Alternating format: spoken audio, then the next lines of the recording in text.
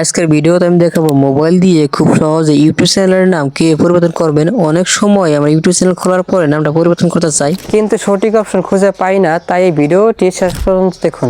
আপনার মোবাইলে ইউটিউব অ্যাপসটি ওপেন করুন। এরপর ডান পাশে তলে থাকা আপনার প্রোফাইল ছবির উপর ক্লিক করুন। এখানে ভিউ চ্যানেল অপশনে ক্লিক করুন। তারপর এডিট চ্যানেল অপশনে ক্লিক করুন। এখানে আপনি নাম নামে একটি অপশন দেখতে পারবেন। নামের পাশে থাকা পেন্সিল আইকনে ক্লিক করুন। এখানে আপনার পছন্দের নতুন চ্যানেলের নামটি লিখুন। নাম লেখা শেষ হলে নিচে সেভ অপশনে ক্লিক করুন। নিচে দেখতে পারবেন হ্যান্ডেল নামে একটি অপশন আছে।